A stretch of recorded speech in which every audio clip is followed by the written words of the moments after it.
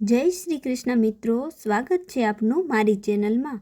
અને આજે આપણે વર્ષ 2026માં ભાઈને રાખડી બાંધવાનું શુભ મુહૂર્ત, રક્ષાબંધનની પૂજા વિધિ, રક્ષાબંધનનું આધ્યાત્મિક મહત્ત્વ, રાખડી બાંધતી વખતે ભાઈ બહેન માટે ધ્યાનમાં રાખવાની ખાસ બાબતો અને રક્ષાબંધનની પૌરાણિક વાર્તાઓ સાંભળીશું.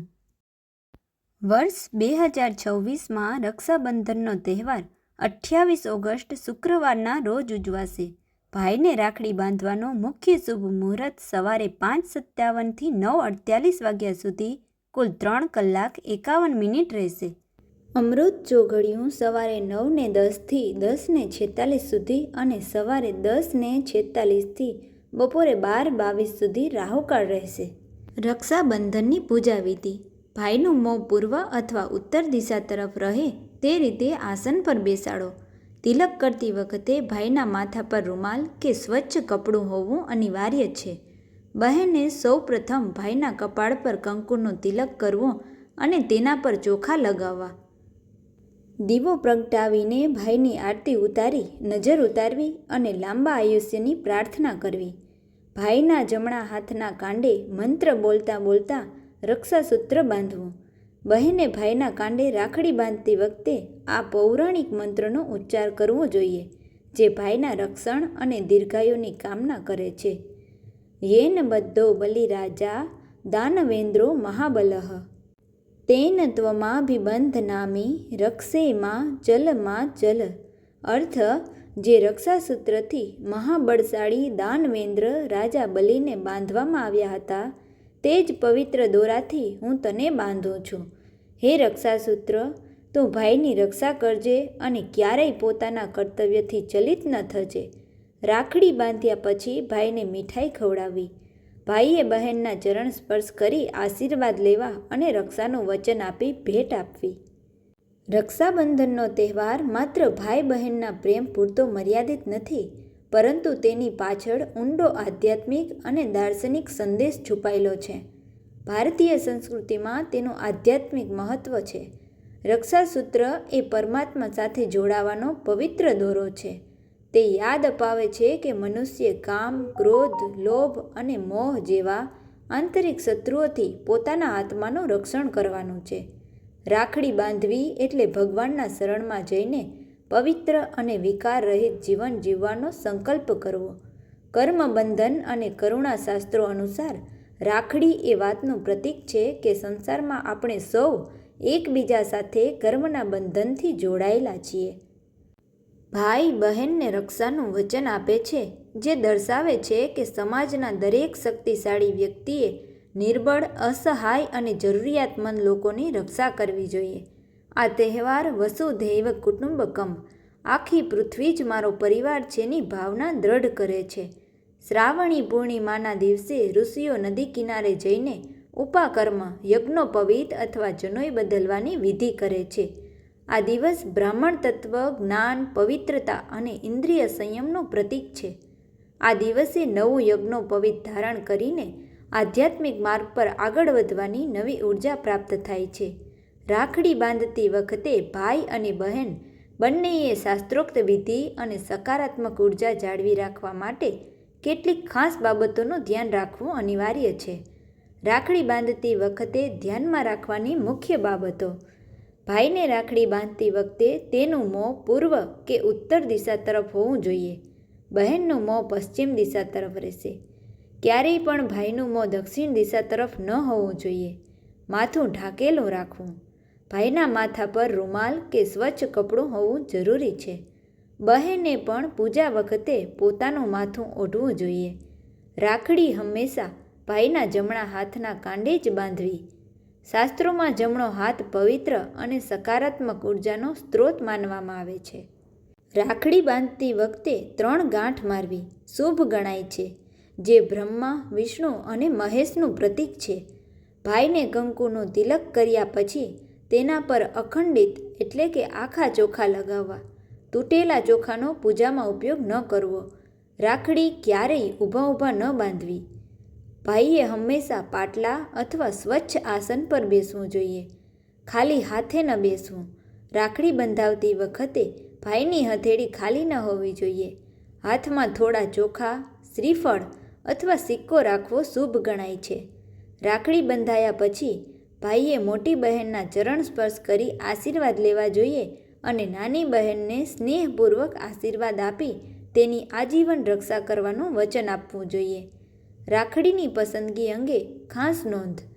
અશુભ ચિહ્નો ટાળો. રાખડી પર ક્યારેય પર ધારદાર હથિયાર, કાળો રંગ કે કોઈ અશુભ ચિહ્ન જેમ કે ખોપડી કે રાક્ષસના ચિત્રો ન હોવા જોઈએ.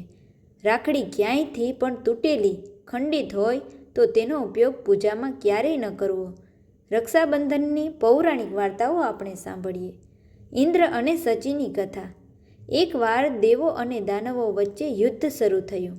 રાક્ષસોનો રાજા ઇન્દ્ર ભારે પડ્યો. આ જોઈને દેવરાજ ઇન્દ્રના પત્ની ઇન્દ્રાણી સચી ચિંતામાં મુકાયા. તેમણે દેવગુરુ બૃહસ્પતિ પાસે જઈને રક્ષણનો ઉપાય પૂછ્યો. ગુરુ બૃહસ્પતિએ શ્રાવણ પૂનમના દિવસે પવિત્ર મંત્રોથી અભિમંત્રિત કરેલું રક્ષાસૂત્ર તૈયાર કરવાનું કહ્યું. સચીજીએ એ વિધિપૂર્વક પૂજા કરી. તે રક્ષાસૂત્ર દેવરાજ ઇન્દ્રના જમણા કાંડે બાંધ્યું.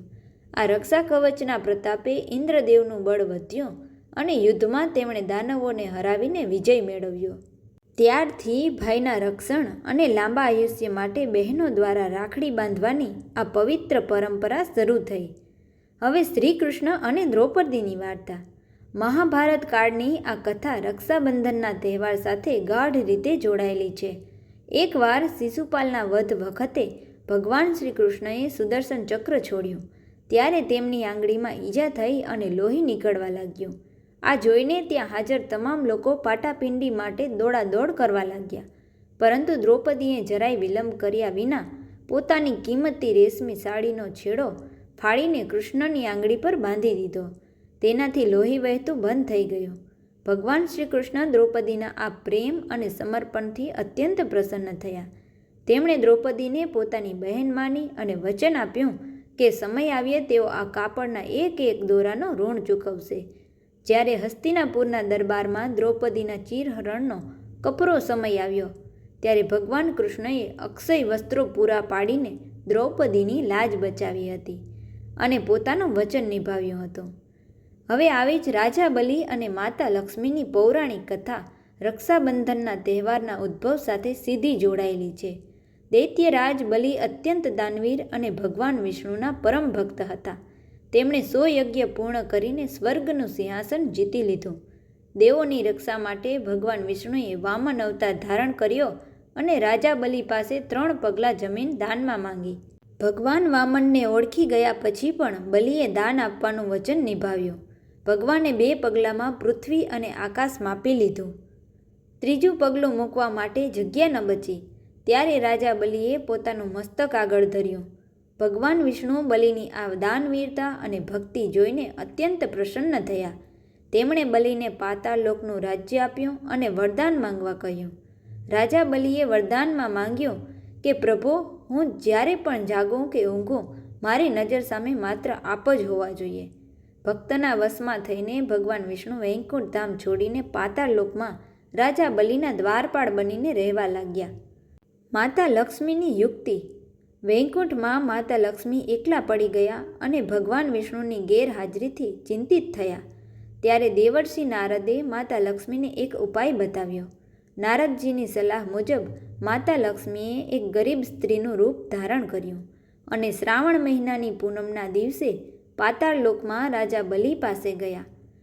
માતા લક્ષ્મીએ રાજા બલિને પોતાના ભાઈ માનીને તેમની કાંડે પવિત્ર રક્ષાસૂત્ર બાંધ્યું અને તેમના લાંબા આયુષ્યની કામના કરી. રાખડી બંધાવ્યા પછી રાજા બલિ અત્યંત પ્રસન્ન થયા અને તેમણે બહેનને પોતાની શક્તિ મુજબ ગમે તે ઉપહાર માંગવા કહ્યું. આ તકનો લાભ લઈને માતા લક્ષ્મી પોતાના અસલ સ્વરૂપમાં આવ્યા. તેમણે ભેટમાં પોતાના પતિ એટલે કે ભગવાન વિષ્ણુને પાતાળ લોકમાંથી મુક્ત કરવાની માંગણી કરી. રાજા બલિ સમજી ગયા કે આ સામાન્ય સ્ત્રી નથી પણ સાક્ષાત જગતજનની છે. તેમણે પોતાનો બધો જ અહંકાર છોડી દીધો અને વચનનું પાલન કરતાં ભગવાન વિષ્ણુને હસતા મુખે વિદાય આપ્યા. વિદાય લેતી વખતે ભગવાન બલિને વરદાન આપે છે કે તેઓ દર વર્ષે 4 મહિના ચાતુર્માસ પાતાળલોકમાં તેમની સાથે નિવાસ કરશે. આ પૌરાણિક કથાના કારણે જ રક્ષાબંધનના દિવસે બોલાતા મંત્રમાં પણ રાજા બલિનો ઉલ્લેખ કરવામાં આવે છે.